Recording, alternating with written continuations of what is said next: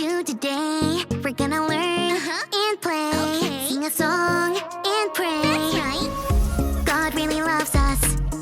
God really, really cares about you, me, our families. That's right. God's always right there. Woo! Let me fix my curls. You've tuned into Callie's world. That's right, boys and girls. Welcome to Callie's world. Desert Slog, day 5, 6, 10, 100? I have no idea how many days I've been out here. I'm lost in the desert. No food, no water, no friends to talk to. Except for you, friends. Will I ever make it out? Will I make it through? Will I? Can I survive the desert? Callie, it's breakfast time. The hot desert sun is causing madness. The cactuses are beginning to resemble people. People I know. That one looks like my dad. Oh, my dad! How I miss him. What I wouldn't do for his famous California-style omelet with extra cheese and a big glass of refreshing orange juice. Callie, it's getting cold. Oh, okay. Be there in a sec, Dad. I just love pretending. Don't you? It's the bestie best. You know what isn't the bestie best? The desert. Quick, let's name 3 things we know about the desert. Number 1. It's hot.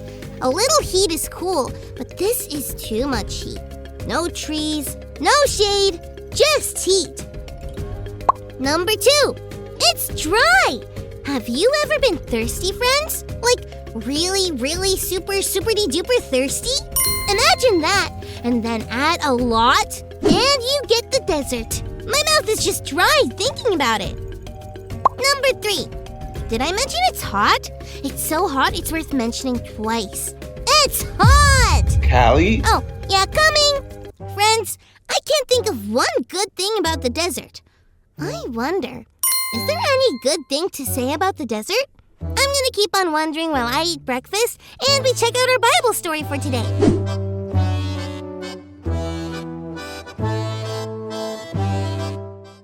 It's time for today's Bible story, and it comes from the book of Exodus, chapter 17. God's people had just seen God do some pretty amazing things. Things like a sea splitting into 2 big walls of water so that they can walk right through on dry ground. If you saw something like that, wouldn't you say thank you to God forever? Well, the people of God, the Israelites, were thankful for a little while, but they journeyed along together in the desert. They came upon a problem.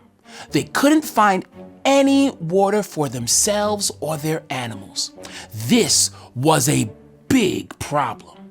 They needed water to live, but they had just seen God split a sea into 2.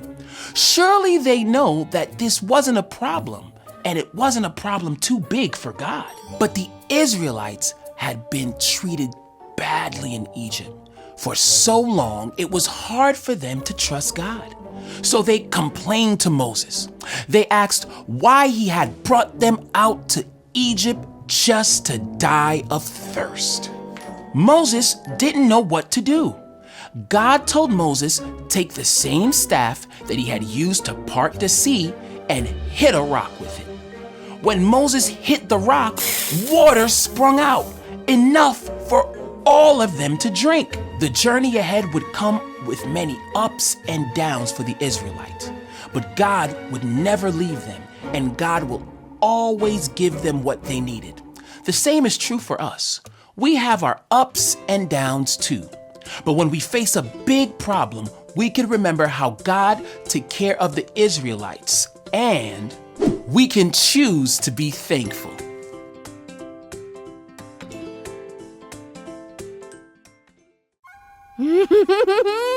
That was good! Both the Bible story and my breakfast. But I can understand why God's people were unhappy in the desert. Whoa. I wonder if we should be thankful for deserts.